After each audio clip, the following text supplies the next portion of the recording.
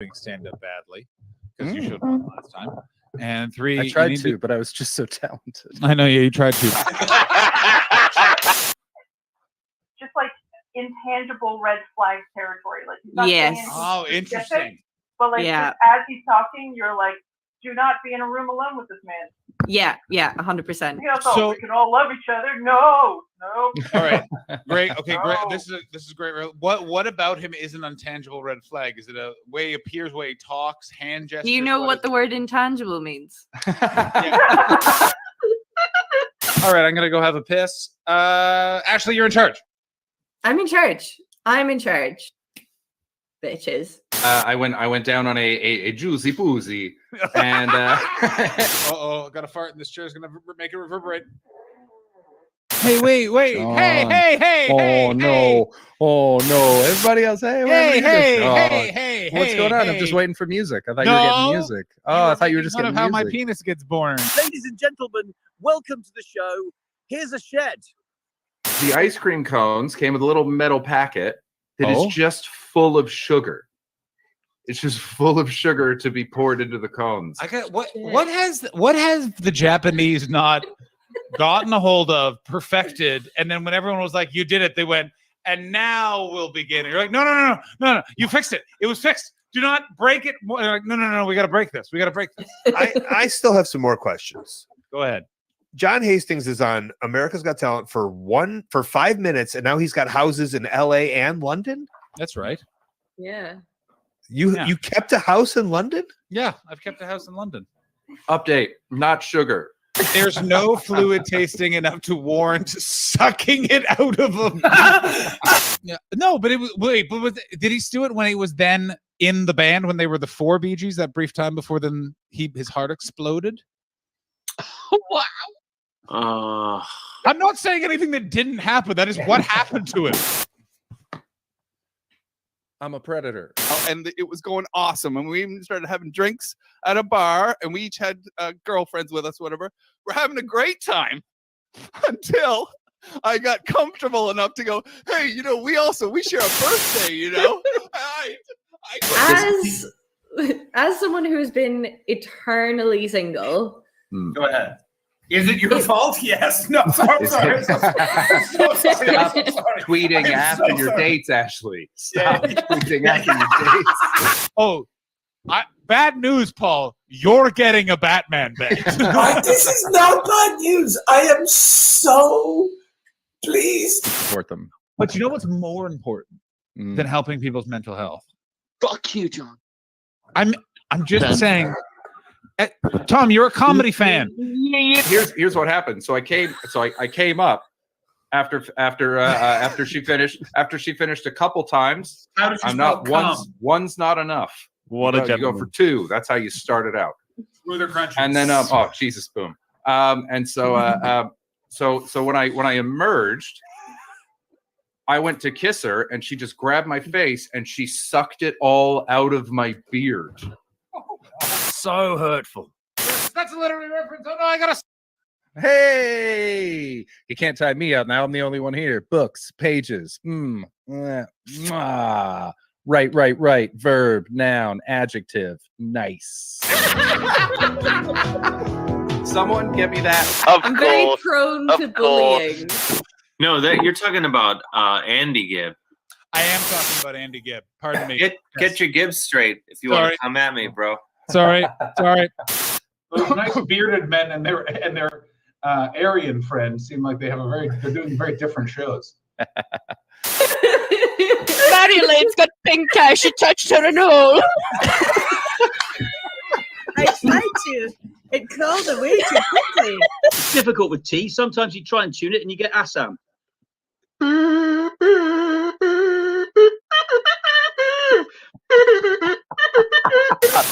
I'm officially declaring it. Jordan is the governor general of the stream. God damn it, guys. I took Ritalin today. I can only focus on one thing at a time. What is happening right now?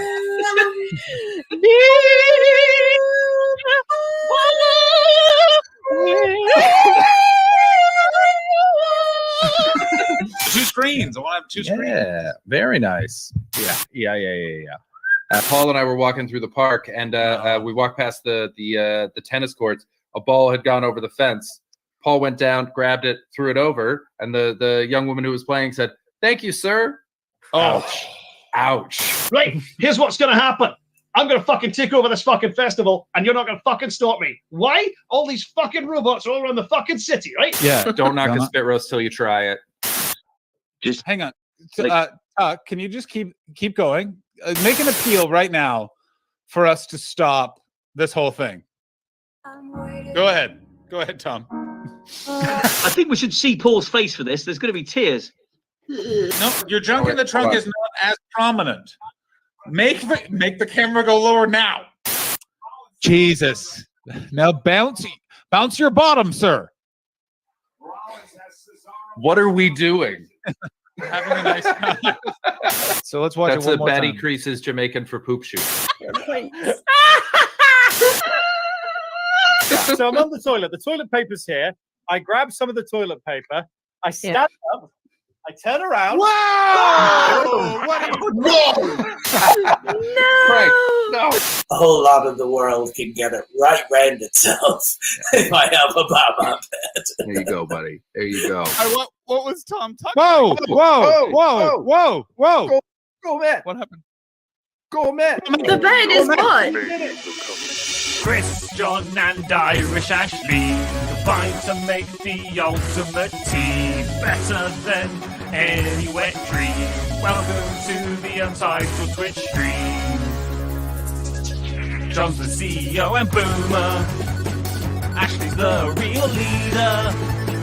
Chris brings the vibes and juices as our enjoyment increases. Welcome to the Untitled Twitch stream. Howdy. Hello, that is like the finest I've cut it in terms of getting my shit together for the end of the intro music. my headphones, because I pressed intro music and then immediately realized my glasses were all smudgy, so I was like, quickly, I can totally do this, forgetting that the headphones make that a very difficult endeavor. So all the headphones like fell down my back. They just like did that. And I had a whole panic right up until the little countdown appeared. Nice, just calamities. Ted, thank you so much for subbing. We love you. Oh my Baldy, days, I hope you feel better. I'm sorry to hear about your vertigo. I do have a head. I have a whole head, Beardy. What's up, everybody? Thanks for bearing with us while we took last week off. We were all on planes. Or trucks. Yeah, so trucks, you're around. It's a new room. How is it? How's your new place? The new place is good. It's already. It's only good today. I moved here a week ago, and today was the day it got good. Good. I moved in, and it immediately became apparent that nobody that has lived here for, I don't know, maybe like a decade or something, has like cleared out any of the shit. Cool. There's just there was so much stuff that I had to clear out. I have not the kitchen. It's a big kitchen. There's a lot of cupboards in it, and so I haven't cleaned them out yet. But they are all now empty, at least. And there was just like so much stuff in them. Okay. I opened one press and it was just stuffed full of plastic bags and like shopping bags and stuff. And then when I started to pull them out, there was just a microwave behind them. Great. Is there another microwave in the kitchen, or is this the one off? Oh, so there's just a spare. Good. Spare microwave doesn't work. And then in another one, there was a whole press that was just full of really sticky, old, disgusting alcohol. And there was just loads of stuff. And so there was several lamps that didn't work in various places around the flat. I love that shit. I love moving into a place. Fairy lights. I love moving into a place and they're like, we could have thrown this out. We're not gonna. We're gonna keep everything forever. We're not quite hoarders, but we're not okay. Yeah. So I emailed the landlord and he was just like, I don't have an inventory of what belongs to me. Anything that's unnecessary, get rid of it. Oh. And so today I had a couple of friends come around that have a car, and they brought me out to the recycling center. What a fucking... Can we just talk about how great a recycling center is? Like, it was just Go such an on. operation.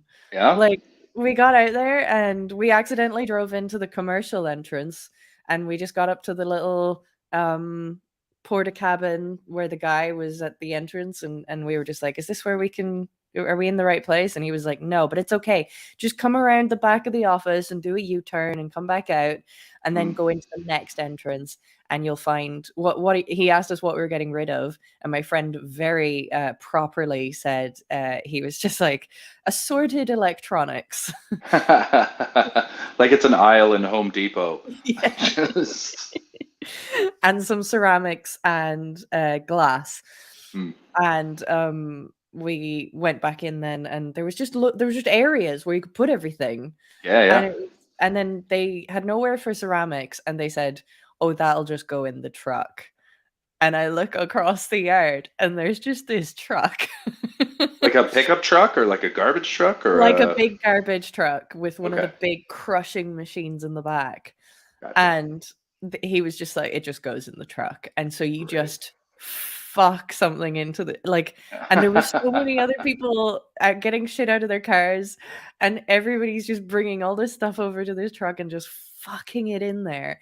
And even though it seems like that might not be going to a proper recycling place, it is cathartic. 100%. Hopefully they just crush it back into sand and take it to the nearest beach. Yeah. And they go back from whence you came. Get out there. Oh, it's such I want more reasons to go to recycling centers. There is something super cathartic about like the toss. Yeah. I remember I went there with my one of my old housemates. We cleared out our place, and that like just having like a TV, and you just you get so much out. Something that you've spent so much time trying not to break. Yeah, it's smashed. God, I hope you fucking explode. It's the best fit. It's like I remember I was working at when I worked at Blanche House in Brighton. It was like that was the boutique hotel / cocktail bar, and there was a room that they decided to redecorate. Every room had a different theme, and they were like, "We're getting rid of this one. We're going to do something new with it. So we just need to get rid of everything." And I just gotten dumped like 2 days before. Oh. And I remember I was talking to my boss about it, and I was like, "So do we need to be careful with this? Are you selling it?" He's like, "No, we're throwing it all away." So like I kicked the back out of a cabinet and just smashed some shit. It felt amazing. Garbage is obviously a blight on the planet, and we need to do better with it. But my God, can it serve a purpose if you do it right? Really can if you do it right. I would love to go to one of those scrap yards where they let you kind of go in with a baseball bat and just Yes. Oh, that would be so good. I really want to I was nearly, because there was a few kind of old plates that were I was just like, I can't use these. There was a few that were really chipped and cheap and just not good and everything, and so I brought them out. But a little part of my brain went, you could keep them and you could smash them, but I couldn't think of anywhere safe I could bring them to do that. So I just and there's just I just needed this place to be clear. So I wasn't keeping anything that I would eventually get around to. I have so many bags down to the bins. Like, it's been a lot of work. And I will say the scrubbing out of all the kitchen cupboards and stuff has been really exhausting. I've gotten through 3 different true crime podcasts in the space of a week. And it's been, I'm fucking exhausted, and I'm only through half the cupboards. But that feeling where, especially something about dirty kitchen cupboards, where like clean all the shelves, clean all the dishes that were on it, put it back, and it's like I actually do feel a lot better. Oh, This is very, it's this great. is very It's nice. really great. But it's a huge kitchen. So I've only got, like I say, I've only gotten through half the cupboards. That's crazy. In Does like anyone else 3 live there right days of now? just cleaning the cupboards. Are you alone there, or? I'm alone at the moment, but my new flatmate moves in tomorrow, and I am scared. Yay! Bad run of roommates. Oh, this is my third gamble at a Yeah. spare room person. The first one was fine, but you know, and then the second one was the worst experience I've ever had in my life. So it could go either way. Great. She seems nice, so I have hopefully.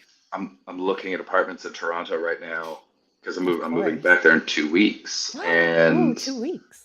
Where are you right yeah. now? Because I know you I'm in just got. I'm in Montreal You're gonna right come now. back to your holiday, but you know. But yeah, so I was I'm talking to different people with apartments and stuff, and I found this place that looks amazing, and it's like $100 more than I was paying before in Toronto. But there's like a gym in the building. I think there's like a sauna. There's all this like it's a nice. Sauna. It's a new building. That's lush. And so the guy and I would get along really well in the chat, but he was like, dude, I mean, you seem cool. He grew up near where I grew up. We're about the same age, seems chill. And he's like, I mean, you seem cool. Like, what do you think? And I was like, let's have a call. Let's just do a phone call, just a video, just to vibe it out, because okay. I sure would hate to show up and we hate each other. Wouldn't that be a nightmare? Wouldn't that just be the fucking worst? Yeah. So yeah, I want to get it done sooner than later so that I have time to find a new place, because sure. I have no interest in living with someone that I have to either tiptoe around or hate. Oh So, yeah, it's not good. I hope that goes well for you. I hope they're not an arsehole. I specifically said in my ad, what was the line I used? I specifically said something about no arseholes, please. Yeah. Although assholes famously not aware of it. Yeah. Really not. Yeah. They're like, I'm great. It's literally everyone I've ever met that's the problem. I know. You go, all of them?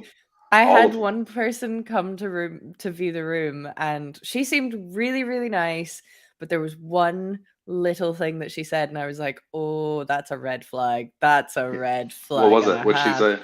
And it was that she, without any sense of irony whatsoever, referred to herself as a Ravenclaw and then kept talking with the sentence. That's right. You told us about that. Did I say this one already? Oh, I did. You told us that a couple weeks ago. But that's a good call. That's a good catch. I feel like it's a good catch. If she was like slightly younger than she was as well, she might have carried it off. Like if somebody was a good bit younger than me, I might have let it slide a bit quicker. But she was 26, and I'm like, that's not younger than me enough. Yeah. To deem that acceptable. Did I tell you about the one apartment that I was offered where I thought I might be revenge? I think you might have, but refresh me. Where like a woman was like, hey, I'm trying to replace myself in my apartment. It's like a 6-month lease. Place is cool, new build. And I put up a post with like just explaining who I am and whatnot. And she sent me a message being like, hey, I think you'd be a good fit. Explain the whole place. I was like, great, that's awesome. Can I ask why you're moving out? And she went like, 2 friends moved into with each other, not friends anymore. And I went, okay, like that's fine, no problem. And then she's like, oh, and just so you know, I don't know if this is a big deal, but she's 21. And I was like, that's a big deal. I'm 38. Yeah, that's not great. That's not, yeah. And I actually asked her, I was like, because that seems like if I wanted to fuck over someone that I was no longer friends with, to the point where I was breaking my lease to move out, I would pick someone that they would not have anything in common with. Yeah. And if that person was a 21-year-old girl, I am the person I would pick for that. I would 100%. And I even asked her, I was like, am I a revenge booking? Are you trying to hurt your former friends? And she was like, no, you just seem like a nice guy. And I'm like, regardless, no. But still, like...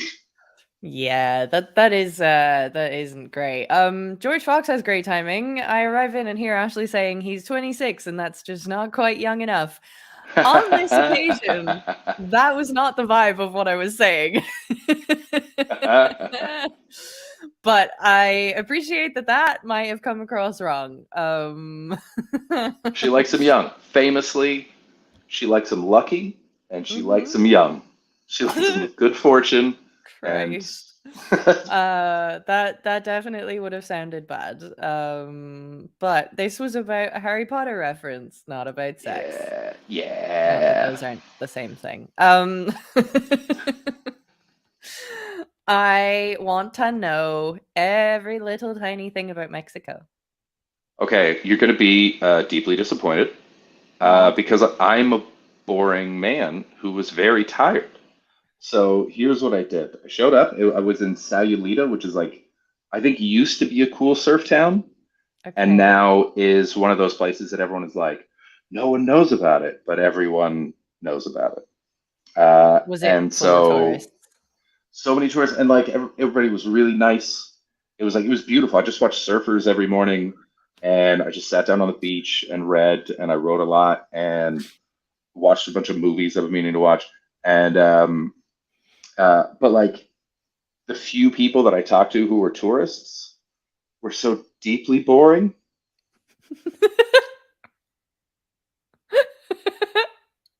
that I just gave up. I just didn't meet anybody else. I just stopped. I was like, nope, we're not. I met one guy. He like sat down. He came over to me on the beach and he asked for a lighter. And then he sat down. We talked for a while. And he's like, yeah, I used to work in big machinery, but now I'm in real estate. And I was like, oh, this is going nowhere. And then within 5 minutes, he was like, my girlfriend's always on me because I love the Joe Rogan podcast. And I was like, oh, okay, great. We're adding to it. And I didn't want to like, I don't know this guy. I don't care. But I gave him the example of the moment that I shut off Rogan forever, which was years ago when Neil deGrasse Tyson was on, and Rogan goes, so tell me about the moon landing. It was faked, right? Come on. I got a lot of questions. And Neil deGrasse Tyson, wow. very chill. He's clearly dealt with these questions before. Just answers all the conspiracy theories. He goes, well, that doesn't make sense, and that's actually not true. That's based on this lie that came out of here, and all this stuff. We definitely went. What was that saying? Everyone needs to live their lives to Chris Betts. Never says, "Oh, buddy, yeah." You've gone awry. You've gone astray when Chris Betts says that to you. I'm happy to be a metric. And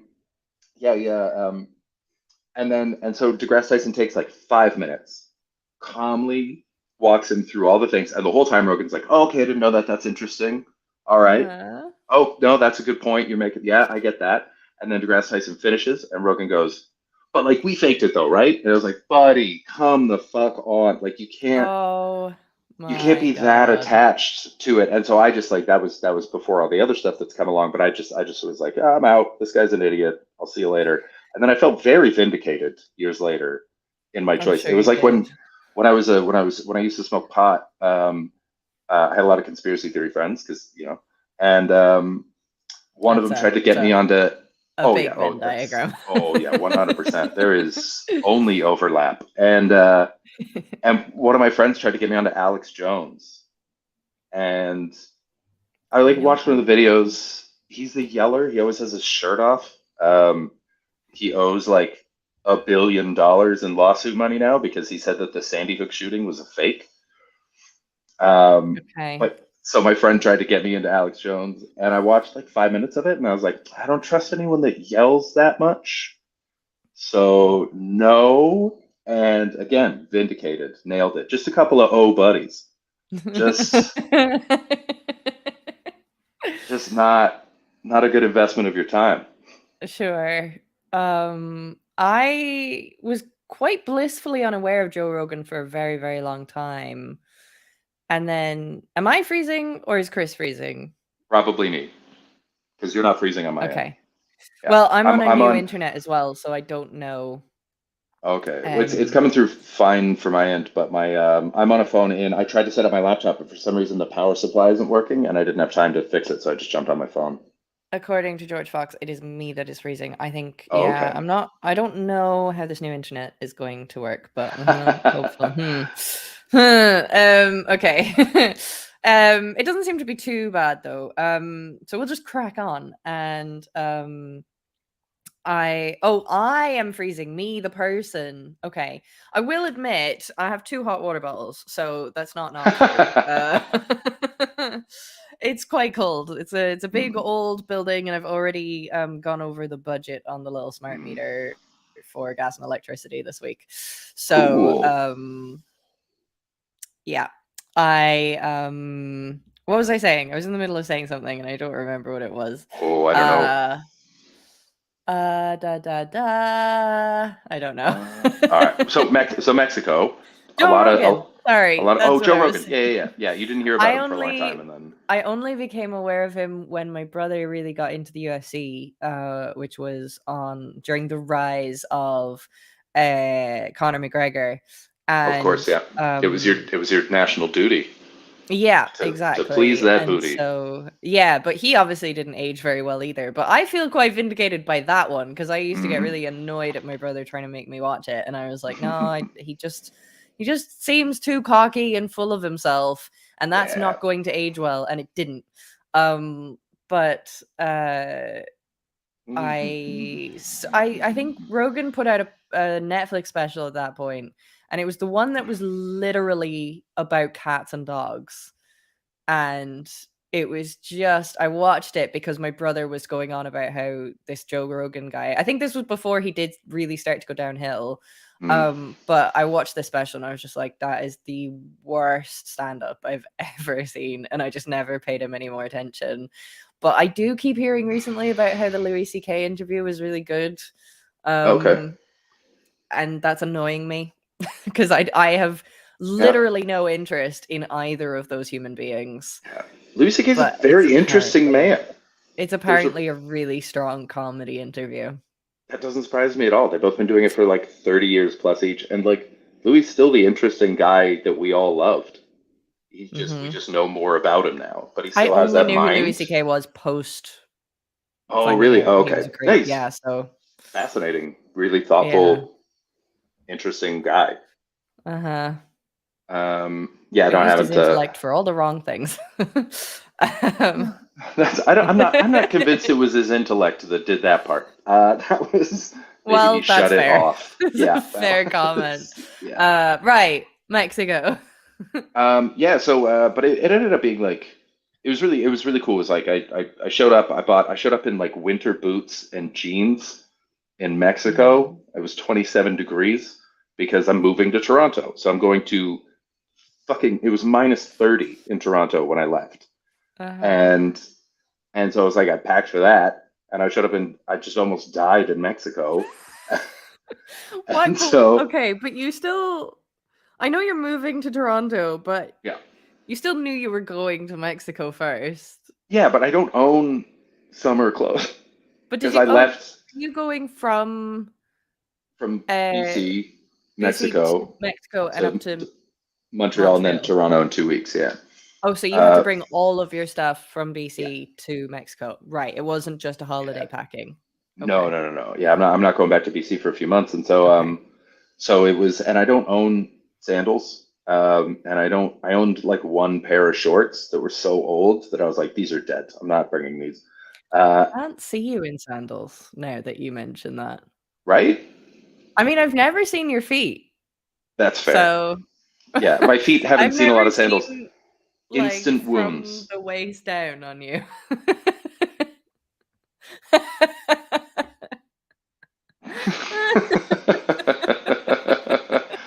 There you go. There it is. That was it. And now you're on that foot Wikipedia thing.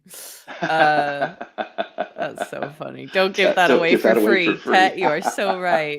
TOS. Oh dear. Okay, so you were sweating, you're dying in Mexico. Yeah, but it was great because it gave me an excuse to wander around the town, and I found like just a couple cool stores. I got really good sandals for not much money, and then I got some shorts that I feel like everyone in my life is gonna hate. Describe them to me. I feel like everyone in my life is okay. Mid thigh and just like dad Hawaiian pattern, like. I mean, loud but not loud. Look. It looks. I mean, when I when I lose some more weight, they'll look fine. But right now, it looks hilarious. It looks very funny. One nice thing is I found out that I've gone down waist size. Ooh, Yeah, I didn't realize that, but that's pretty cool. that is So fun. yeah, so I'm back down to where I was, which is very nice. Chris has the leg and foot position of a Venice Beach yogi. Yeah, I have been meditating for 15 years. And so my legs can do that thing where I put my feet up over my thighs and I can sit quite comfortably.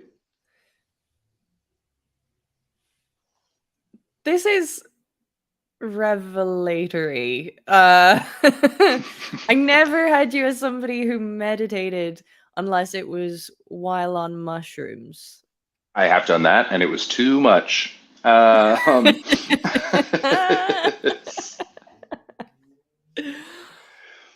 I learned it when I was living in that Buddhist monastery. They that was one of the things Forgot that you lived in a they Buddhist taught me. monastery. Yeah. We've talked about so many things that I feel like we've gone around in a circle and slowly forgotten everything, and then we have to come back around Oh yeah. and relearn it all. And it's a wild adventure talking to you guys this much. Fox, I imagined Chris meditates, but only after doing that thing where he strangles someone to death so he can see God. Fair. Fair.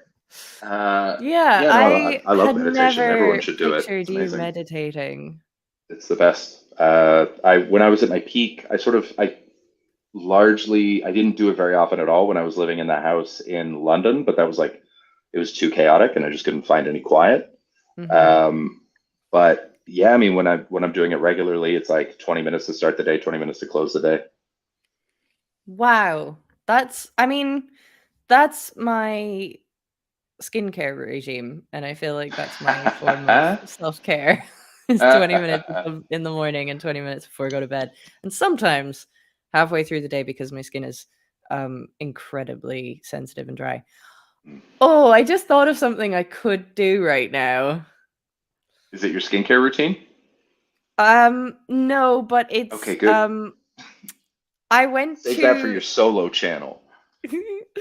I did tell you guys that I went to a skin therapist back in November. Maybe. I'm sure I did, and I told you about like the Joker smile thing. Nope.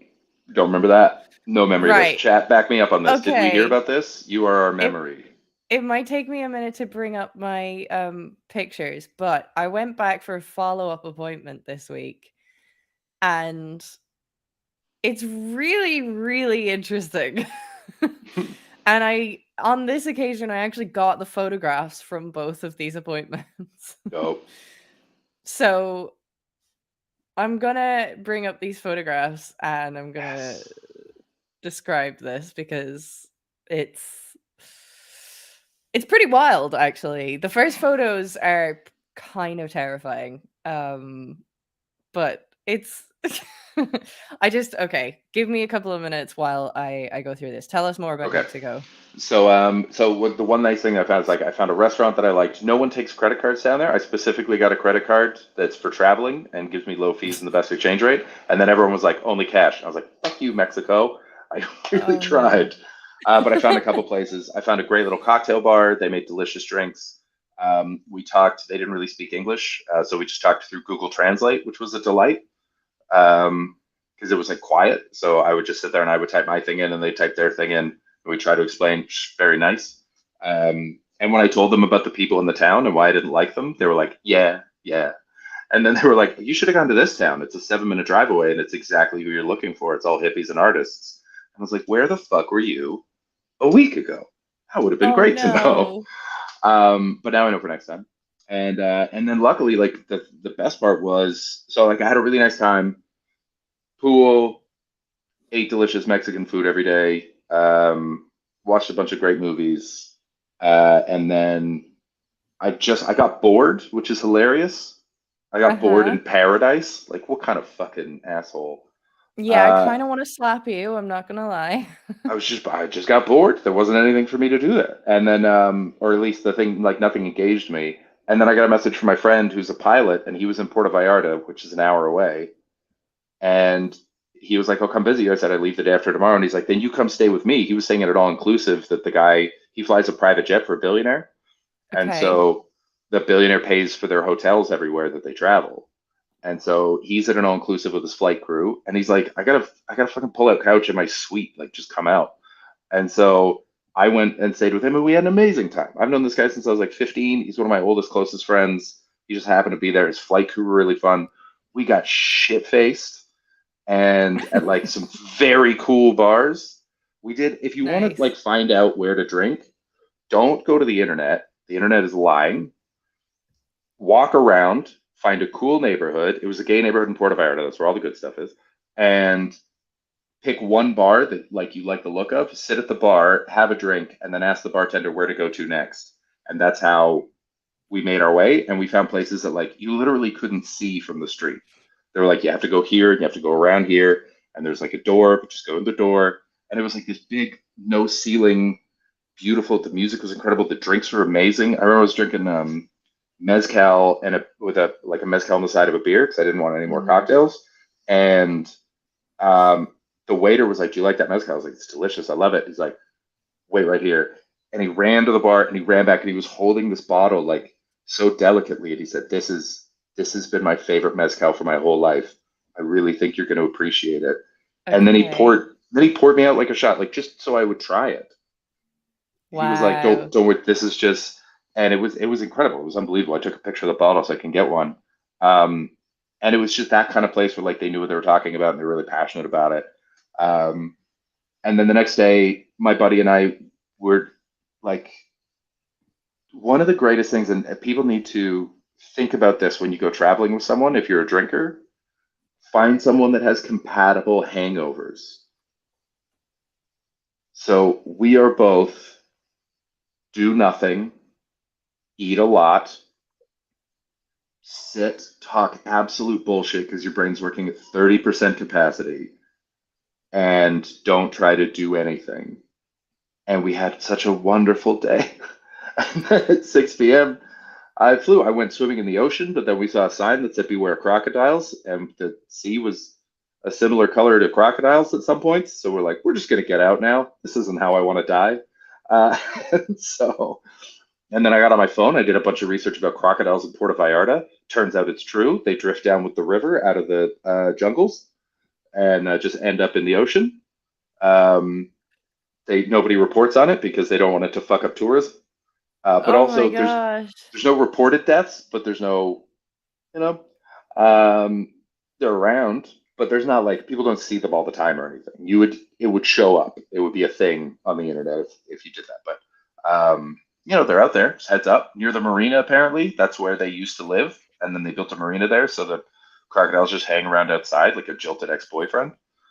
And and yeah, so and then we just sat around and talked shit, and it was wonderful. And then I flew. So great. It was so good. And then I landed in Montreal at 1 a.m. last night, and a friend of the stream, Jordan Robson Kramer, came to pick me up. Aw. Yeah, I told him I was like, listen, I'm landing at 1. Like, don't worry about it. I crashed at his place last night because I booked all this very quickly. As soon as I found out that like everything was set up for my dad, like the next day I booked all this. So I was like, I gotta get out of here.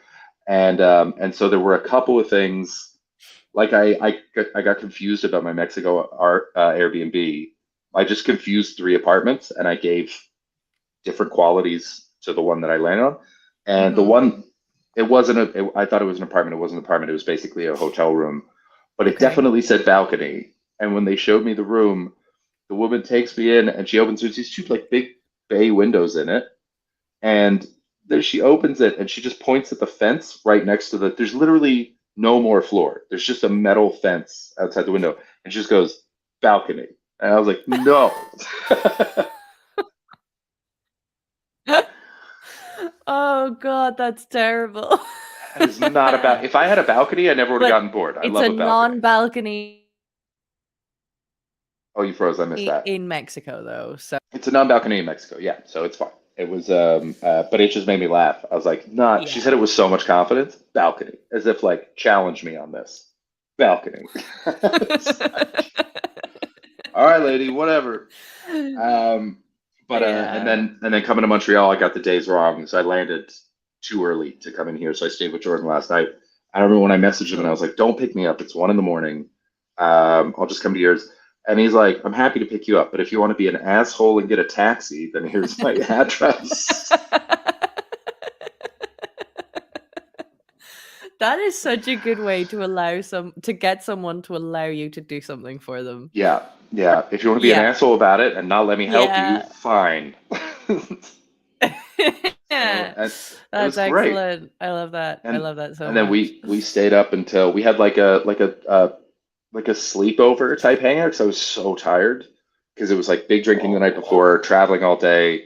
We got back to his place at like 2:30 and we talked for maybe half an hour and I was like, I gotta crash, man, I'm dying. And he's got like a 1-bedroom apartment, but there's no wall between the bedroom and the living room, so he just has like a curtain to pull it across. So I was sleeping on an air mattress on the floor in the living room. And so we just laid in our beds and talked like that for like an hour, like we were at teenagers at a sleepover. That's so cute. It was really nice. It was really nice. And I he love said, that sort of thing. and he said it was so funny because we were talking. I think we were talking about the Chinese spy balloons, and I just fell asleep mid-sentence. I was I've had talking, someone tell me that I did that once. and then I was asleep. And Sadaf always used to tell me that I did that, and I was like, I don't do that. There's no way that I do. And now there's a fucking corroborating witness. I had someone tell me that I did that once, but the strangest thing was that they didn't tell me.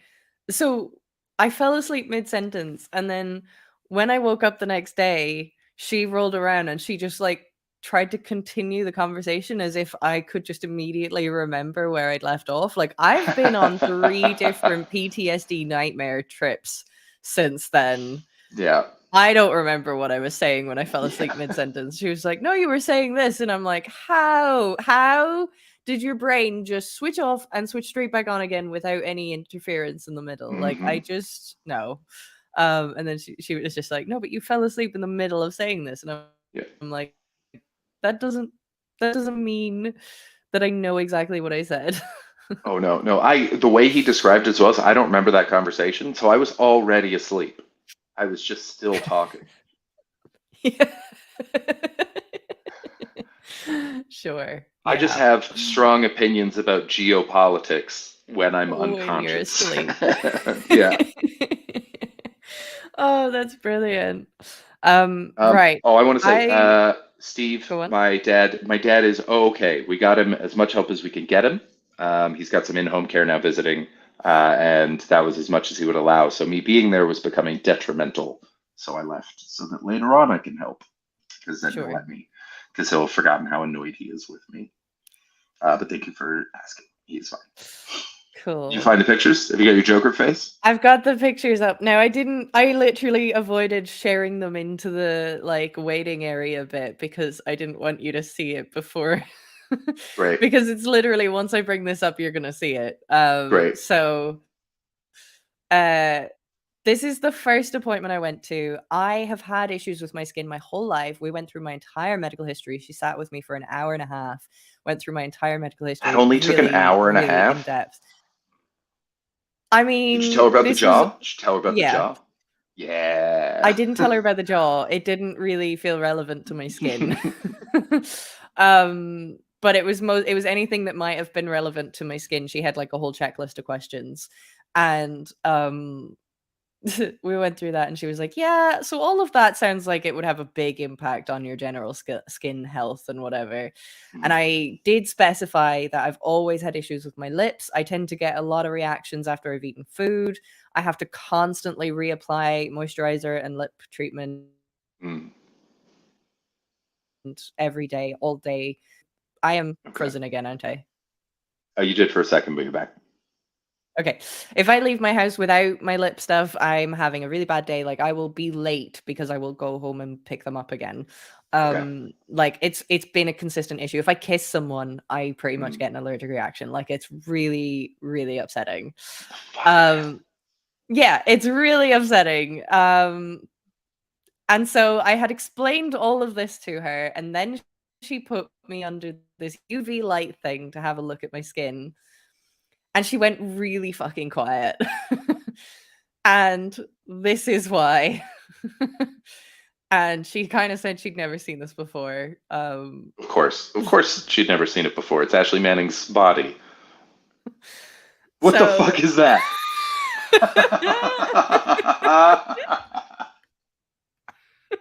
I'm kind of raging I've done this without John. What the fuck is that?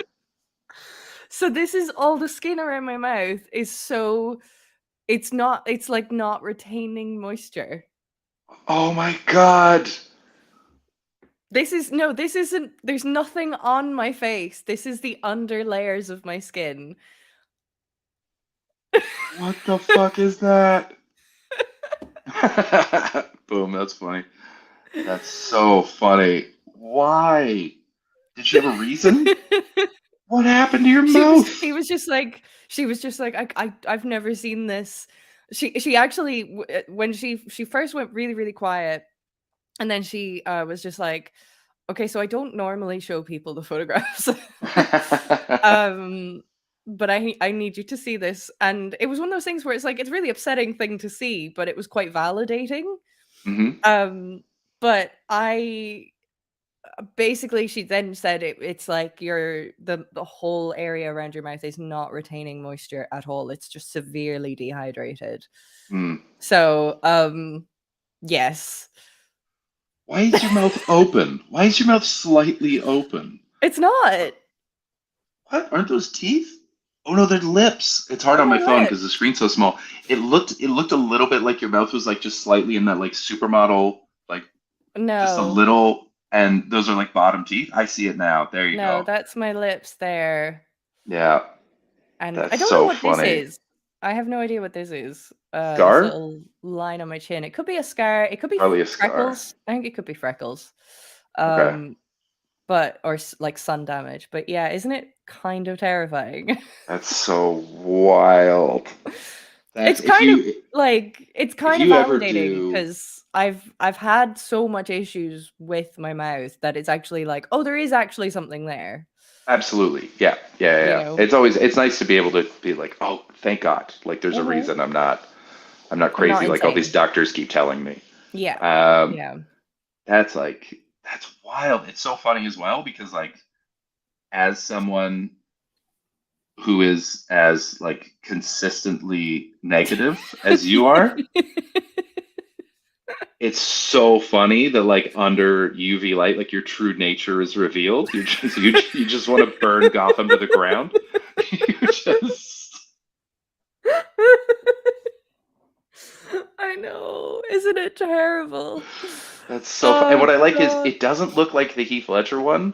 Like it does sort of the mouth-wise, but it also really looks like the camp 1970s Joker from the Adam West show, the Cesar Romero. Oh, so it's like it's still playful, you know? He's a good time. That's so funny. If you ever and do then a show that has slides, you have to include this in the show. This has to be one of the pictures. Oh, this is gonna because be it's gonna people are gonna be in lose my their shit. Cutthroat show. It is. But you can kind of see that the around my eyes is kind of dark too because I get a lot of inflammation there as well. But it's the lips are very prominent. But yeah, so this was the picture back in November. Since then, I have spent an inordinate amount of money on the products that this therapist uses, and this was the picture, the follow-up picture from this week's appointment. I hope it's the same, but a frown. This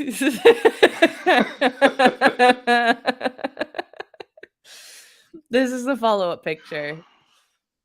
Hey, look at After that. only 3 months of using the product. Look at that. This is the improvement. And like, Oh my God. I'm not kidding when I say that I've had issues with my lips for years. And this is after only 3 months. And I said it to her when I was going into this appointment. I said, I think I've noticed a difference. I still have to apply moisturizer and lip care all the time, but it's less consistent. I don't feel like it's impacting my day quite as much. You can see that like there's still a little bit of darkness here around the bottom lip. Yeah, well, you look like a drowning victim on CSI. Yeah, for sure. And then it was slightly lighter. This was like during daylight, so it wasn't quite as dark a room. But it's definitely not the big Joker smile. No, it's not.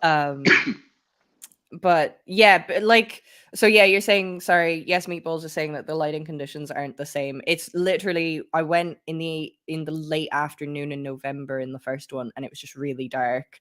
And then in this one, it was just a slightly lighter day outside. But the fact that you can still see all of the freckles that aren't visible during, like, they're not really that prominent on my face all the time. No, I didn't know you were It shows you freckly. that you can still see like the UV layer or whatever, even though it That's is just crazy. a brighter photograph. But That's so good. That's great news. I know, it's kind of cool, and especially when the products are as expensive as they are, it's good to know that they are actually doing something. And but yeah, that I'm gonna need to bring that up again when John is here, I think. Yes, he's gonna have to see it. His 100%, reaction. he's got to see it. Yeah, his reaction will be gold. Just absolutely Content wild. gold. Yeah. His other podcast just ended. They just released the last episode of the Wrestler Review. Yeah. Yeah. I wonder how he feels about that. We'll have to ask him. Yeah. I think pretty good. I think it was time. I think he's ready. Oh yeah, I mean they wouldn't be ending it if it didn't need to. For some reason. But yeah, surprise him. Yeah, I'll have to come. Oh, I should just add that picture on. You have to add it to it. Yeah. I'm gonna add that picture right now, and then I'm gonna bring it up someday, and he's just gonna be like, "Wait, what?" That would be fun. Where do I add the? Oh yeah. That's crazy. I know. I'm in a part of when I so I start my job the day after I get to Toronto. Edit it and like rotate it so it's the right way up. But okay, yeah, I'll do that. That's very funny. So I start my job the day after I get to Toronto. Boots on the floor, like ready to go. And once I start making money, one of the first things I'm going to do is just see all the doctors. I'm going to see everybody because it's been so long since I have, and I'm like, I feel okay, but fuck knows. And I'd rather have an idea, if there's something I should be dealing with. I feel like there's no way my heart is good. Okay. I've just been eating fucking trash for so long, and then I didn't exercise like at all for 3 years. And I'm just like, I feel like everyone in my family dies of heart attacks. So I feel like I should start looking into it. Like I'm 38 now, so how I am now dictates my body for the rest of my life. This is it. This is my last chance to not be. And that was one nice thing about like, it was interesting to spend that much time with my dad to be like, okay, well, I don't want that to happen. And I don't want that to happen. And so it was like an impetus to start actually taking care of myself, because it was like real world presented with real world consequences. What a crazy thing. So I'm like eager to get all that going again, which is nice. So if I get this apartment, the fact there's a gym in the building is fucking great because that'll save me hundreds and thousands of dollars. It's also a lot easier to motivate yourself when you don't have to, like, when it's not a huge effort to get to the thing that you then have to make an effort to do. Yeah. I find I've just moved further away from the swimming pool and gym I was at, and now there's another one I haven't figured out where it is exactly, but there's another one nearer to me now. But I just know I'm not going to be as motivated. Yeah. Yeah. Which books on personal finance we're reading? Oh shit! One was I think it was like Saving like Rabbits or something like that, and that was really useful because I'm not financially literate at all, Okay. and so learning things of like, well, what do you do with money? And they go, not much, just these three things. It's basically like save up 6 months worth of money, like Yeah. so that you're safe there, and then put a bunch into a tax-free savings account, and then put everything else into just a dependable fund that just grows, and you just leave it, and that's it. Don't do short-term things. Don't try to get on boom bust. Just leave it, and then it'll be fine. And I was like, that was very calming to find out, but also I was a little annoyed that it was that simple. Yeah. I was like, man, that was there the whole time. God damn, the whole time. But yeah, they're absolutely not evil ones. There's just ones on like personal finance. It's not about capitalizing on anyone. It's just about you having a slightly more financially secure future. Aw. Yeah. So yeah, just all kinds of stuff. Just like, wow, I should probably start taking care of myself in all areas as opposed to none of them. Yeah. I do feel like Yeah. I'm kind of in that place now as well. But I'm also just like I feel like I've hit a bit of a wall and I'm trying to stop forcing anything to happen. Like every year for the past few years I've been like starting the year off being like, I don't know what the fuck I'm doing, but I need to figure it out. I need to come up with a plan. I need to do all of this to try and make this happen. And now I'm just like, you know what? I'm probably not anything I try and plan doesn't work. So just like it's not that I'm gonna stop trying, I'm just gonna stop caring so much. That's the key. That's the key. Because then even Yeah. if you make a plan and it doesn't work out, you can be like, all right, well, I guess this is the new plan. You just Well, this is it. I adjusting your plans. It's dope. I've really worked myself up about applying for this job as the assistant venue manager for a whiskey distillery.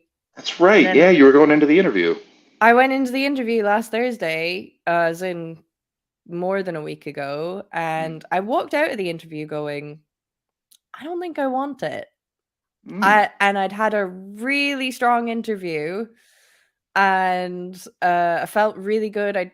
I walked into the interview going, I fucking need this to happen so that this, and this can happen. And then I walked out of it being like, I don't think I want it. And I also felt like I didn't get it. And then I have not heard from them since, which I think is really rude. And they're getting an email from me tomorrow being like, kind of would have been nice to hear back from you. Yeah. But I think I'm going to try, because I feel 99% sure that I haven't gotten it because they will have contacted the person they wanted to have it by now. Yeah. So I'm going to try and just have a little bit of power in the email and be like, I've actually been offered something else. Well, I would double check their emails to make sure they don't say we're only going to get in touch with the person who gets the job. They said on the Thursday, we'll contact you early next week. And to me, early next week is Monday or Tuesday. It is now the following Monday. Yeah. So I would say maybe don't come in swinging at first. Maybe don't go full Ashley right away. Maybe take a second and be like, hey, just checking up on this. You know, you said you'd be in contact early last week. Just wanted to see. I'm assuming you picked someone. It'd just be nice to know. And then when they answer you, you can be like, no problem. I got offered a job anyway. I just thought it was the polite thing to do to fuck. You could go like super passive aggressive with it if you want. Or you could go like, it's pretty fucked up that you left me hanging like that. You know, I need a job. I'm trying to apply for jobs out here. Why are you playing me like this? But maybe don't open with full Ashley just in case they haven't decided yet. That's full Ashley. Yeah. Oh God. Yeah, I won't have full Ashley attitude, but I definitely want to have a professional and proper but powerful response. Absolutely. And it will be first thing tomorrow morning. Nice. I might write it this evening and schedule it for 8 a.m. Right. Write it, draft it, read it and edit it in the morning because you'll see it clearer and you'll write it better. Well, I suppose. Yeah. Yeah, You'll feel that's better probably about a it. good You'll feel idea. you'll feel much better about it. I've started doing it with all Yeah. things. Yeah. Okay. Um. You never know. They might know Okay. someone else who's hiring. That's how I get a lot of jobs. True, but I walked out of that interview just going, I am not suited to this work.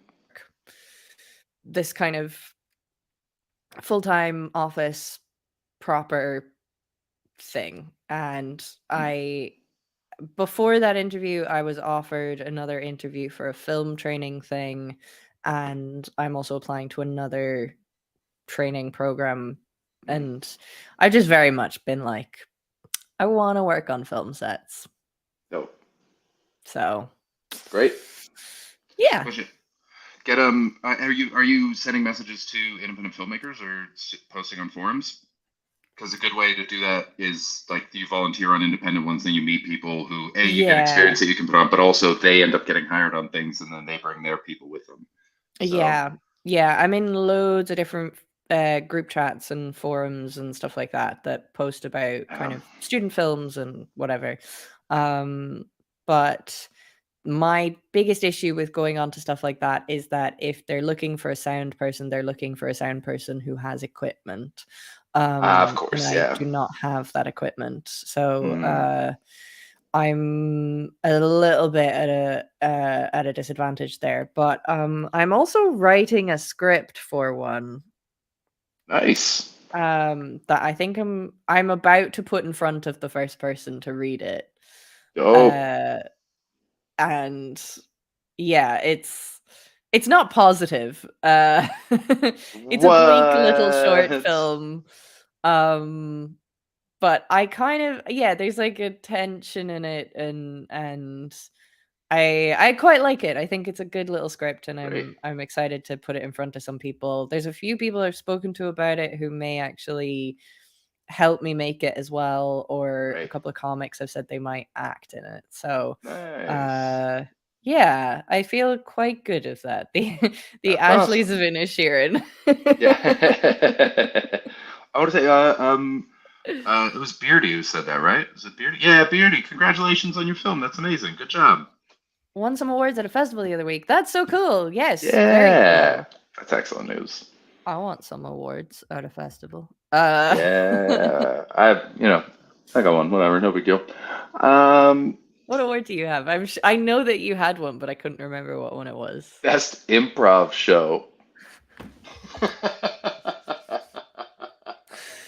You have best improv show. Was that for Chris Betts versus the Audience? Yeah.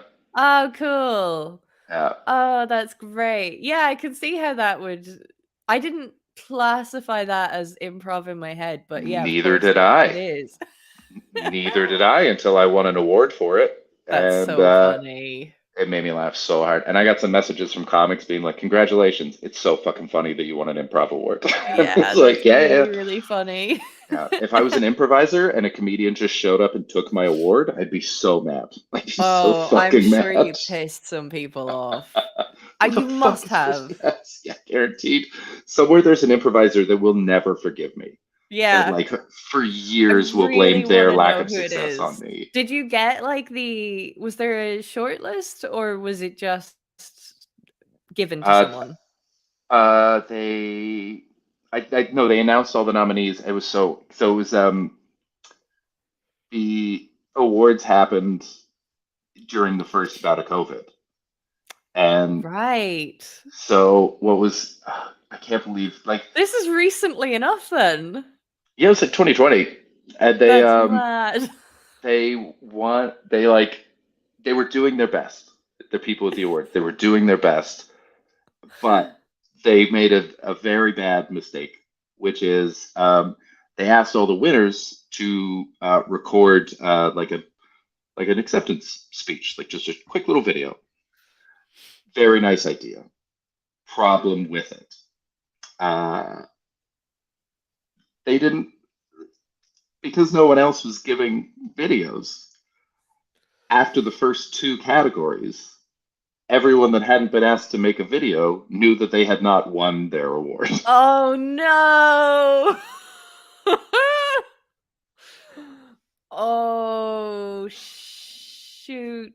Yeah, so I saw a couple friends tweeting about it, and they're like, honored to be nominated, didn't make a video, so haven't won. Kind of nice to be like relieved, but it kind of like kills Yeah, there's the no surprises anticipation. anymore.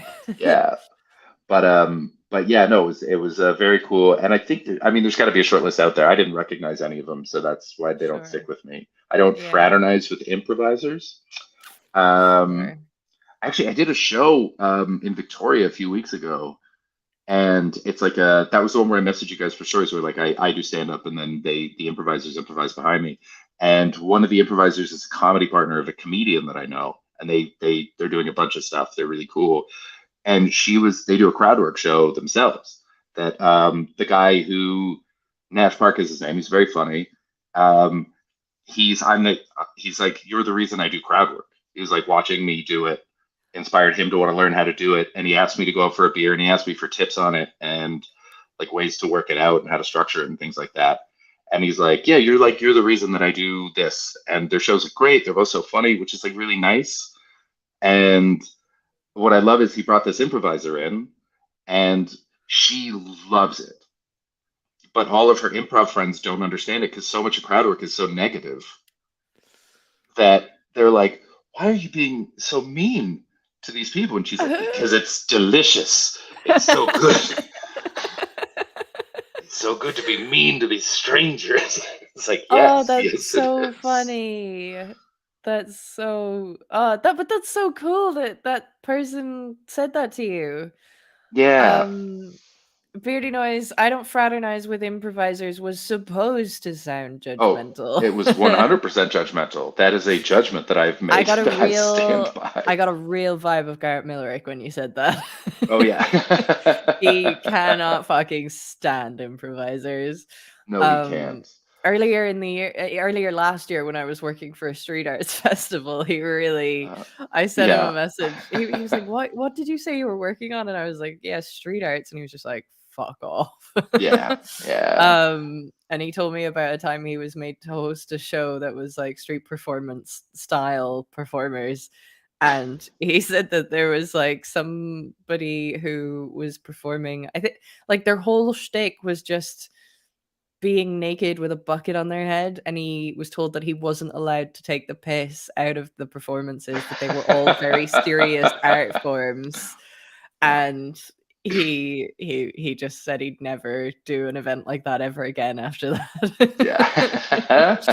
I want to say I give Paul and the Questing Time team a pass because I love Paul and he's very funny regardless. I love he Paul isn't. too. He is a comedian who is very good at improv. I think there's a different thing about improvisers that I noticed, and I actually said at the start of the show because I'd forgotten about it, but that show that I did with the improvisers, where before the show they were like holding hands and being like looking deep into each other's eyes and being like, "I've got your back. I've got your back." Yeah, there's different variety of improv performers. The same way there's different variety of comedians. And every now and then improv gets me and I'm like that was fucking cool. It's rare. Yeah. Sometimes they build something beautiful. Like I've seen some long form improv that was unbelievable. Like I saw two guys make a movie, and it was amazing. But the way, like the positivity off, it's the same problem that I have with a lot of actors.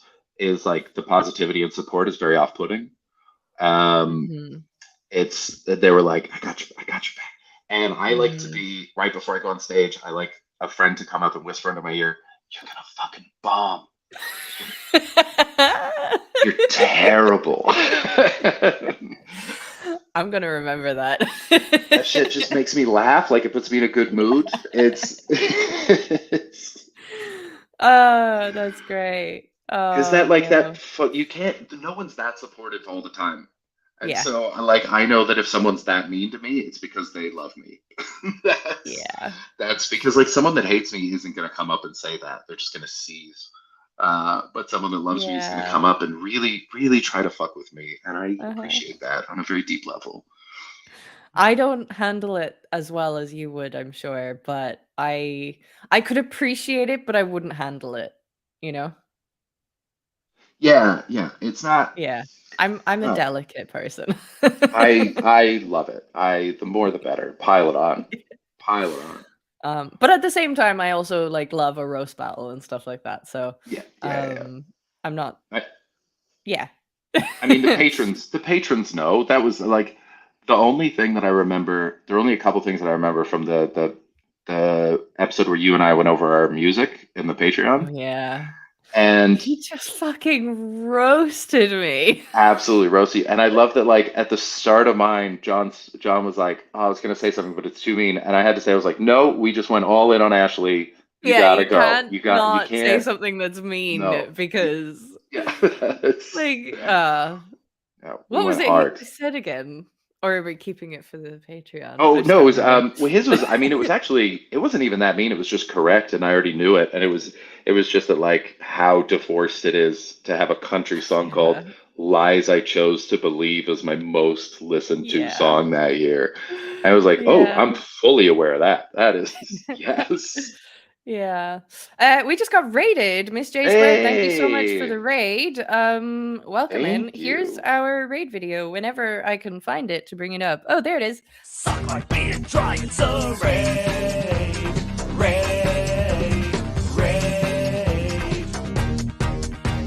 Welcome to the Untitled Twitch stream with John and Chris and Ashley. Stick around and give us a follow. You are awesome.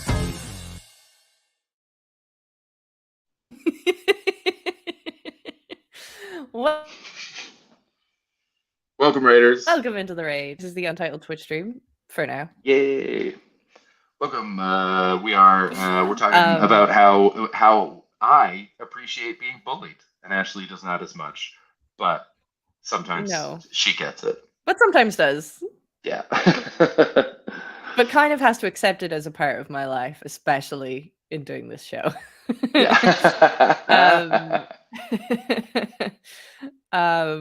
I was gonna say, because you said that somebody came up to you and said that the crowd work was that they kind of emulated you and your crowd work and whatever.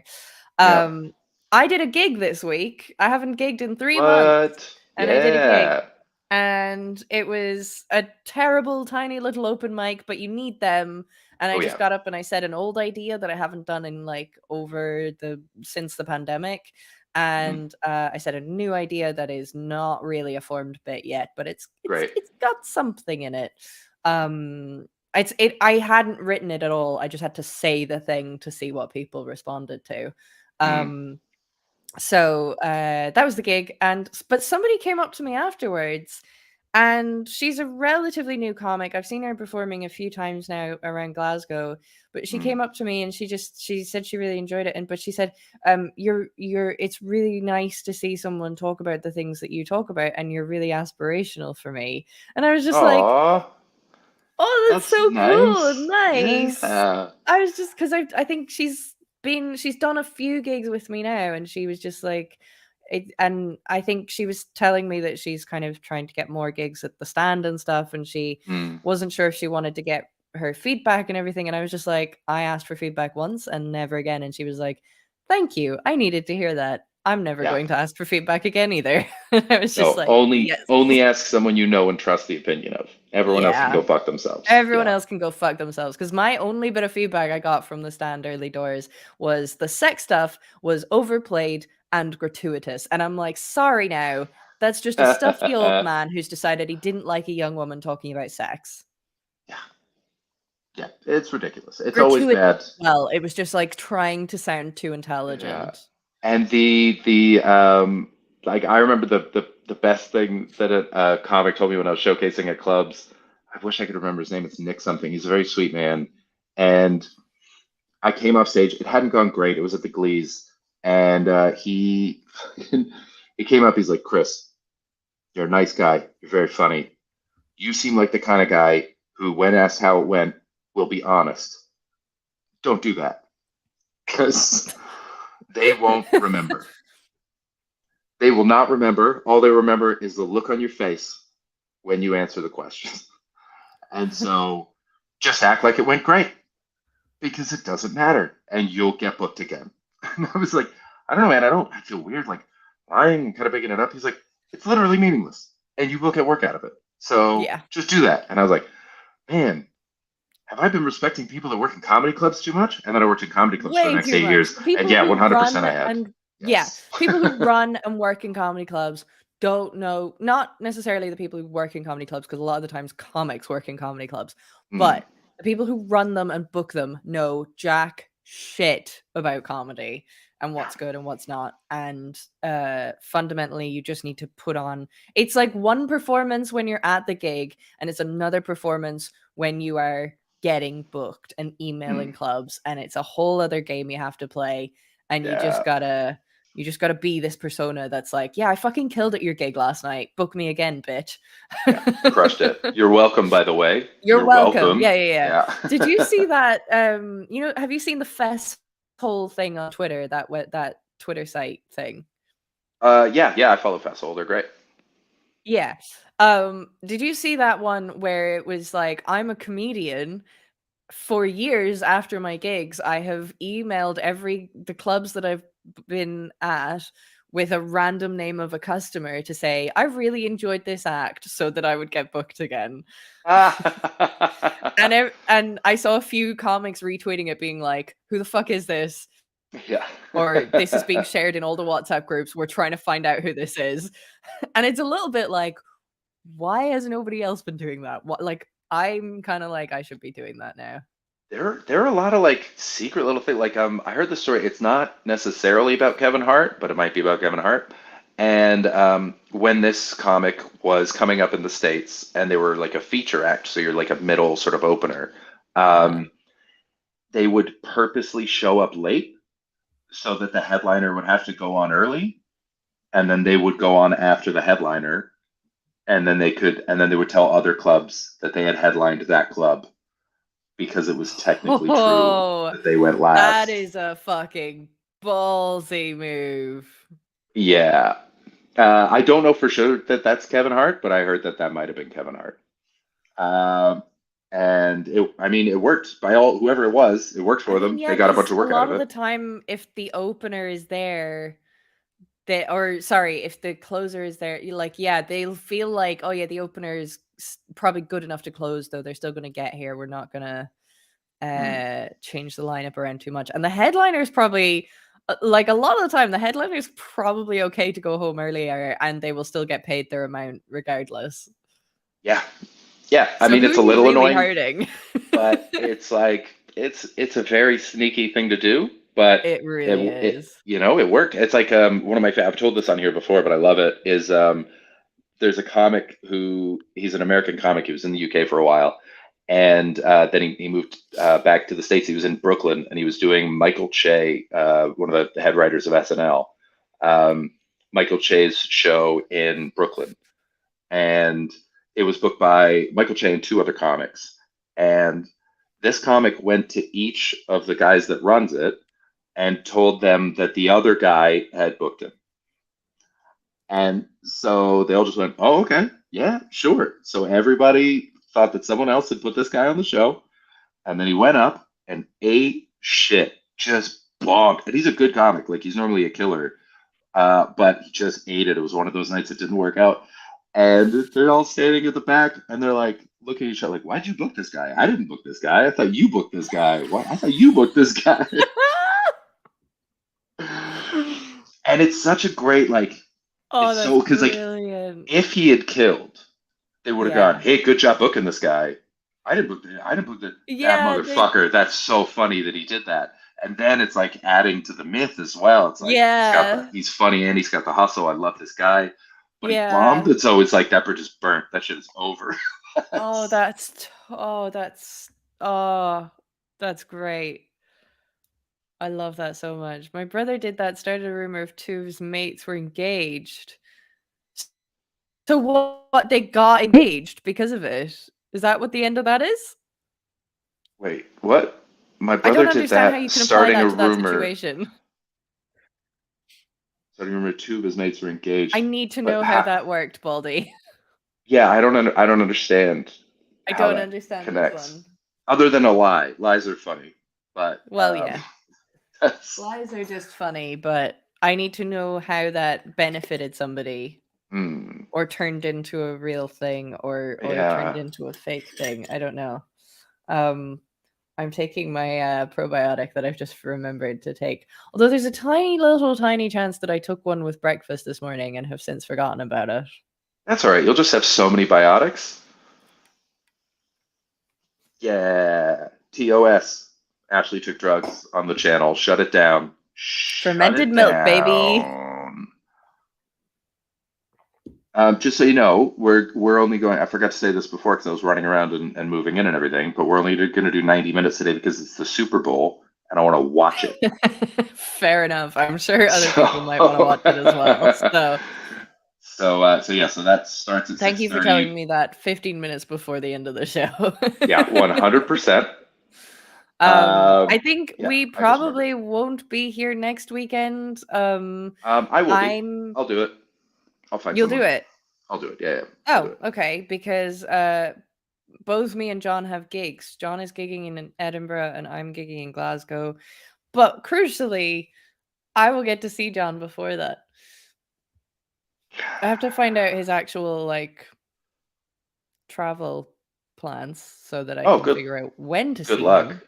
You'll just get a message being like, "I'm in Glasgow right now." Yeah. He's not going to come to Glasgow. Oh, is it Edinburgh? He's in Edinburgh, so I'm going to have to go to Edinburgh to see him. Oh, okay. But yeah, we're not doing the same gig. Hmm. He's doing his solo show in Monkey Barrel, and then I assume he's doing all the Monkey Barrel shows that weekend as well. Yeah, you'd have to. Yeah. But I will try and see him on the Saturday, or maybe the Sunday morning if he's there. I don't know. I'll figure out when he's about. Christopher, I still have to see you in person.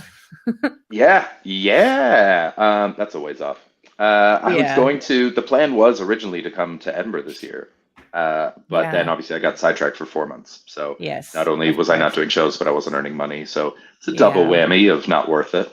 If I happen to get a little bit of money together, which may happen, stranger things have happened. I will come to Toronto.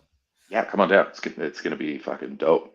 I'm excited about the new chapter. I've started writing jokes that are actually about me. Never done that before. You've never done that before? No, I've never written autobiographical jokes. That's so weird. I feel like I can't not do that. I've never been interested enough in myself to want to. I've never been drawn to the topics. Like I just write about what I'm thinking about. That's quite funny because another friend of mine got divorced last year and he said the exact same thing. He's always done more observational stuff. And this year he's doing a show that has a lot of personal comedy in it. And mine's also it's with the dad stuff and it's with I started doing therapy and also I recorded my album. And so all that stuff is burnt and it's like, all right, well I know I can kill with that. Yeah. Like, what's the next challenge? Like what's missing from my act? And like I am missing from my act. Like I don't exist in it. You can piece it together if you're paying attention, but like I'm not in there. It's like it's the next logical thing to work at. That was I think I've said this on here before, but the way that I've always done stand-up, like I remember the first 5 years, every year was a different skill. So the first year was just trying stuff, just whatever I could think of. Yeah. And then the second year was storytelling. And then the third year was try to do the most obtuse, ridiculous things I could think. And then the year after that was trying to write material that could work in any club, anywhere, that I was proud of. So like I could write stuff that was universal, that didn't feel like I was selling out or catering to anybody. And then it was write my first show. And so like I've always sort of done it that way. I look at it like tools in the bat belt, where you can just sort of pull different things out. I just can't operate like that. I think I've accepted that there are certain aspects of comedy I won't ever really be good at. I just know that they're not in my arsenal. And I mean if I really, really put my mind to it, I could probably exercise it and practice and whatever, but Yeah. I just don't feel at home in it in that way. I think Yeah, well, you don't have I the compulsion yeah. that I do either. Yeah. I have to do it, and I'm doing it like every day. Like the only reason I would ever go 3 months is because of something like what I was in Sydney to do. And Yeah. so, like the idea of doing one show every 3 months, like you can't even do what I'm doing the No. number of shows that you do. It's an illness. What's wrong? It's something that's Yeah, wrong with me. But I think if I was in an environment where I could access gigs in a enough to be able to work on it like that. I think I've frozen there, haven't I? yeah, I but the did. sound still came through. I think. Oh, it still came through. Okay, yeah. So if I was in an environment where I had access to enough gigs to really be able to work on it like that, I probably could practice like being a stand-up in a much more kind of methodical, like hardworking kind of way. But I just don't have enough access to gigs here. There's very little gigs in Scotland. I'm not getting booked regularly. It is and I know that like maybe I could work harder at changing that, but there's only so much power you have at a certain point. And then like I said, I was booked to go down to London for a second gig after the first one I did, and I just couldn't afford to get there. Like it's just so expensive. And even going over to Edinburgh, I'm like, I can only do the gigs that will pay me a little bit to get the cost of the Yeah, you train gotta break fare even. over. Yeah. Yeah, and so I've just kind of accepted that I'm just not able to do it. And I've just, as much as I absolutely adore and I'm addicted to comedy, I've just kind of had to swallow the bitter pill of I'm not able to stomach the amount of of actual detrimentally difficult stuff I would have to do to make this work in the way that I need it to. And so I've just kind of pursued other things. And two people I had a really, and I think I mentioned this before, but two people I had a really fucking nice conversation about this with was Jim Campbell and James Loveridge during the Fringe. Oh yeah. And those guys fucking, that's the first time I've met them. It's the only time I've met them, but we went to a place in that conversation. They're It was sweethearts. lovely. Yeah. I mean, James was is so quit nice. now. I think James is They done. both have. Yeah. Oh, did Jim Campbell quit as well? I'm not sure if he's quit, but he is kind of focusing on other things. He definitely said Good for he's they were both a bit like, we've quit, but James was still hosting the Spank shows in the Fringe and stuff like that. So it's like it's not our main thing, and I feel like that about my stand-up now as well. And they were just kind of like, you're realizing this a lot earlier than we did. Yeah, because it's like even listening to you be like, there's not that many shows here, and I have to travel. My first thought is like, well, then I would never live there. I could never live somewhere where there wasn't a bunch of shows. Like I remember being out west was really nice because that's like my brother's there, my new niece is there, all the friends that I grew up with are out there, and everybody was trying to get me to stay. And I remember one like friend of mine who's the pilot that I saw in Puerto Vallarta. He's like, just stay, man. It's so great to have you around. Like, don't you like to? I was like, I fucking love seeing you guys. It's amazing. And I said to him, but would you live here if there wasn't an airport? And he was like, oh, I understand. Fair enough. I was like, yeah, I gotta go. I gotta get the fuck out of here because I have to do the thing that I have to do. Well, there's I watched the Fablemans. Have you seen that? The new Spielberg movie? I haven't seen it, but I've heard it's quite dull. I really liked it. I thought it was good. It was like just a nice portrait of youth. And there's some very funny like meta movie moments in it that I thought were great. But there's one of the plot points is basically some people just have to do the thing that they have to do, and they will throw everything else away. They just got to do it. And I'm like that with stand up. Like I have to do it. Otherwise, the rest of my life I could have it, but it won't last because I'll be so unhappy that I wouldn't be able to continue with it. I do understand that. I think it's I feel like if there was a world where I hadn't gone through all the fucking illness and horribleness that I have, I would have to do whatever it takes. But I can't stomach whatever it takes anymore because Yeah. I need a certain level of comfort to actually survive now because Yeah. I've done the absolute limit of my discomfort. Yeah. I cannot do it. No, And that's fair. when I lived in Cork, I very much wanted to pursue stand up. And I really looked at it in terms of where can I move to that I really have the most access to gigs. The first couple of places I was looking at was like Chicago, New York. I think I briefly looked at LA, but it scared me. And I was because a couple of friends of mine had gone to Chicago on like brief visas, and they'd kind of been there for 3 months or something, and they'd done like a shitload of gigs, and they'd come back way better at stand up and everything. And so I really, really looked at going to Chicago. I really looked at jobs that I was going to be able to get into to even get like visa help and stuff like that. But I did not have the money in my bank account to get the visas. I couldn't. I tried for 8 months to get work in Cork to save the money to get the visa, and I couldn't get work in Cork because there was just no jobs there. So I did consider London. Alex is asking me if I considered London. I couldn't afford to move to London either. And so I just didn't have the capital to get anywhere. And then I went to the Fringe for a tiny little holiday because I was just like, right, I can't figure out where to go. I went to the Fringe because I could just about afford to take myself on a little bit of a break because I was just 8 months into nothing happening. And so I went to the Fringe and I was like, there's a lot happening here. And from the tininess of Cork, where there was 3 gigs, Scotland looked like there was loads happening. Yeah, well, the Fringe is like, it's like how people think so Montreal's full of comedy shows, but we just had that one festival. Yeah, and so I thought it was, but there was other gigs in Scotland. Like there's actually, I'd say there's about half as many gigs now since before the pandemic.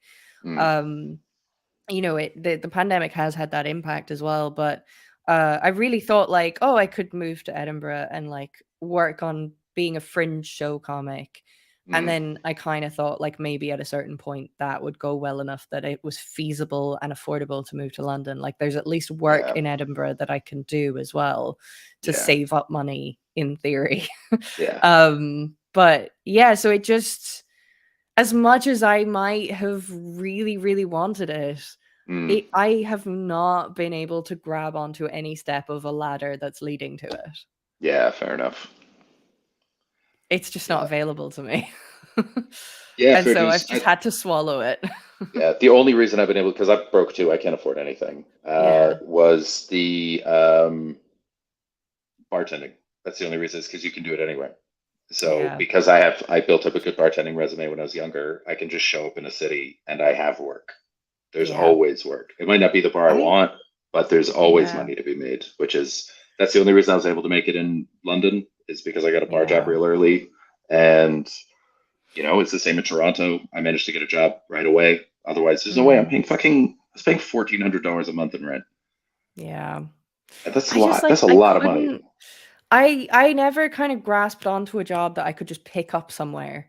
I never really developed that skill. And as much as I could have gone into bar work, the very first few times that I did any bar work, I just immediately started to get such big allergic reactions on my hands. Yeah, that makes sense. Yeah. I'm allergic to beer and wine, and you just get beer all over your hands when you're doing bar work. So Oh yeah, no, I'm not saying you should have gotten it. I'm just saying, like, I feel really lucky that I had that, because otherwise I would have been in the same position. Like, there's no way that I could have done it. But because I'm lucky and I have that, like, that skill, and I'm good enough at it that it stands out. I mean, I'm not like just another guy. Like, one of the top bartenders in the world at one point. Yeah. So it's like, like I had a really nice moment in Toronto just before I left when one of the bartenders at Comedy Bar asked me to show her how to make a martini, and it was quiet. There was only like staff and other comedians in, and everyone was just talking. And by the time I'd finished, everyone was like just wrapped in what was Just going watching on. you making a martini. Yeah, and it was like, yeah, I'm really good at this. So I'm gonna have you make me so many drinks. yeah, 100% for sure. I can't wait.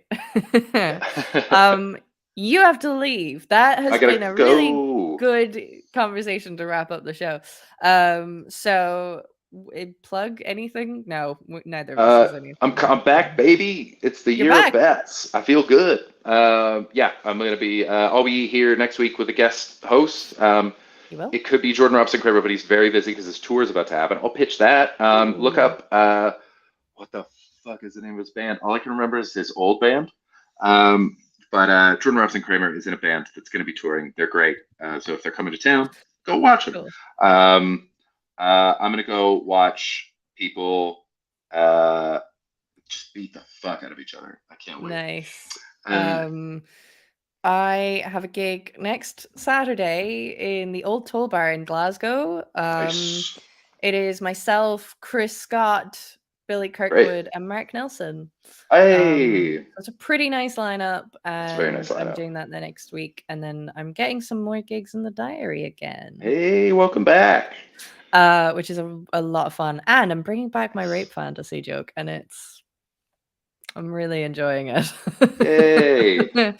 Right, I am going to. I totally forgot to get into the Twitch and line up a raid, but I'm gonna line up a raid, and that's gonna happen. And in the meantime, you guys are gonna watch this old lady talk about sex. Bye, everybody. Before you hit that, Steve, I hope you feel better. We love you, man. You're an important part of the stream, and we appreciate having you around. So thanks for coming in. We love all you troggies. I'm sorry. Steve just said he's had a rough week, so I just wanted to say we love you, buddy. We do. We love all of you guys, and Chris will be back next week, and then the rest of us will be back the week after that. So we'll. Yeah. All right. Bye. That's all. Penis into her vagina. And that's all.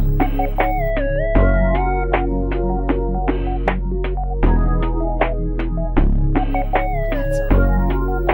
And that's called sexual intercourse. Some people call it having sex. So the man passes the sperm to the woman, and now his sperm is in her. Maybe you're wondering if a mistake could be made when having sexual intercourse. That can't happen.